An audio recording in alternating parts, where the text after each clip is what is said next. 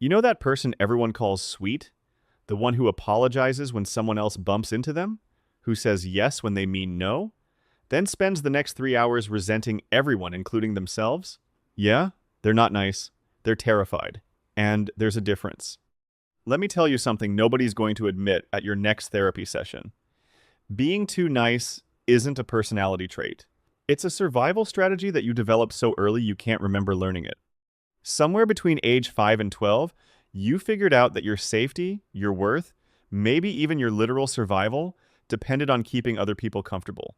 And that calculation is still running. Every single day. Here's what's wild. When people say you're too nice, they think they're complimenting you. They're not. They're noticing that you've erased yourself so thoroughly that there's nothing left to bump up against. No edges, no boundaries, no discernible needs that might inconvenience anyone. You've become human wallpaper, pleasant, inoffensive, forgettable. Dr. Harriet Bryker, who wrote the book on people-pleasing literally, found something disturbing in her research. People who are chronically nice score significantly higher on measures of anxiety and depression than people who aren't. Because here's what nobody tells you. Niceness isn't kindness. Kindness comes from abundance. Niceness comes from fear. Kindness is a choice. Niceness is a compulsion. And you can't stop even when it's killing you. Think about what happens in your body when someone asks you for something. Before your brain even processes the request, your mouth is already saying yes. Your nervous system has been trained to prioritize other people's comfort over your own survival. It's not conscious. It's automatic. Like flinching when someone raises their hand near your face. Your body learned early that no is dangerous. That disappointment has consequences. That being difficult means being disposable. Let me tell you about Rachel.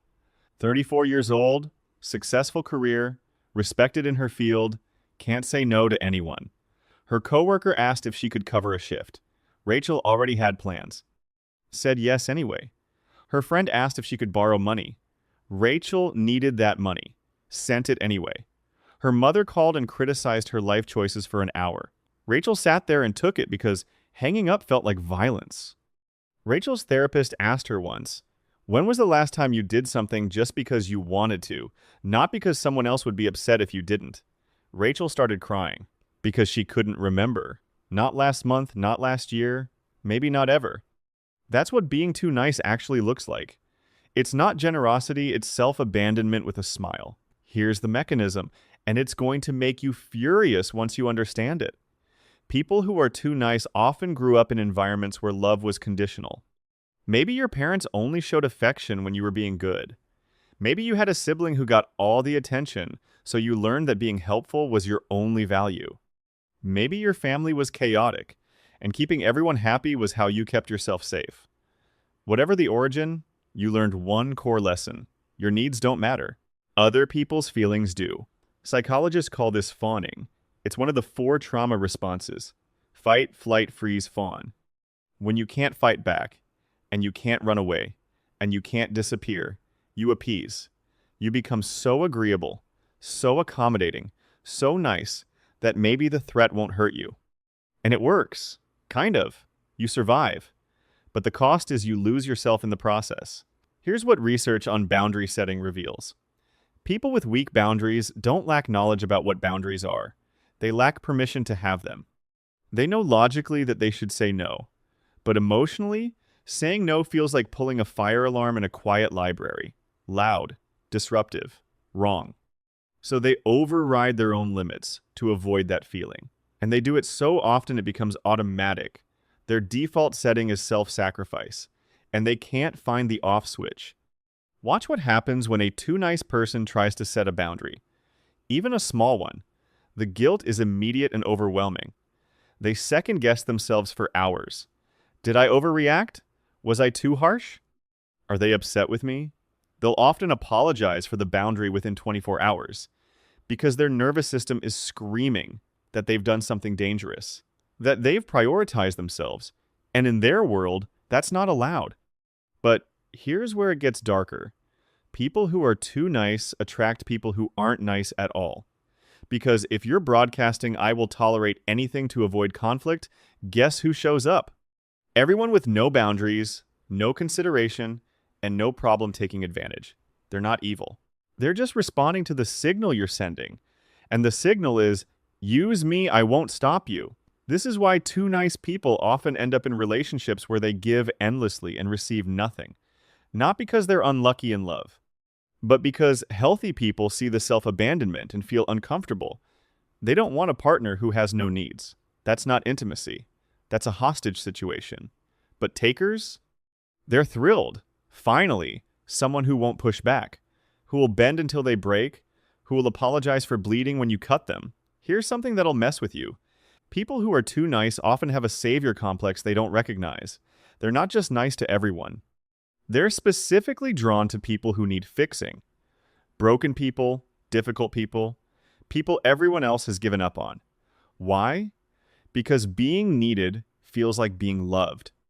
And if you can't articulate what you need, being the one who meets everyone else's needs becomes your identity. You're not a person. You're a function. And functions don't get to have boundaries. Dr. Nina Brown, who studies codependency, found that people pleasers score high on what she calls self-sacrifice schema. They genuinely believe their worth is determined by how much they do for others. Rest feels like laziness. Saying no feels like failure. Having needs feels like being a burden. So they give and give and give until there's nothing left. And then they give some more. Because stopping feels like dying. Now let me tell you what happens when a too nice person finally snaps. And they always snap eventually. It doesn't look like anger. It looks like disappearance. One day they just stop responding. Stop showing up. Stop being available. No explanation. No confrontation. Just gone. Because they never learned how to communicate boundaries. They only learned two modes: complete accommodation or complete withdrawal. There's no middle ground, no healthy limit setting. Just years of resentment building until the only option left is escape. And here's the cruelest part. When they finally leave, people are shocked. But you were always so nice. Yeah, that was the problem. They were so nice they couldn't tell you they were drowning. So nice they couldn't ask for help. So nice they couldn't admit that your behavior was hurting them. Until one day the nice disappeared, and what's left is a person you don't recognize. That person was always there. They were just buried under decades of performance. So what do you do if you're too nice? How do you stop abandoning yourself to keep everyone else comfortable? Here's the part that's going to hurt. You have to disappoint people. On purpose. You have to say no and sit with the discomfort while your nervous system screams that you've done something wrong. You have to let people be upset with you and not fix it. Not explain it away. Not apologize for having limits. Just let them feel what they feel while you keep your boundary intact. And you have to grieve. Grieve the relationships that fall apart when you stop performing. Because some people only liked you when you were convenient, when you were useful, when you asked for nothing. Those people aren't losing you. You're losing dead weight. But it'll still hurt, because you genuinely believe that if you were nice enough, good enough, selfless enough, they'd finally love you the way you needed. They won't. They can't, because they never knew you. They only knew the person you pretended to be to make them stay. Here's what you need to hear. Your needs are not an inconvenience. Your boundaries are not cruelty. Your limits are not selfishness.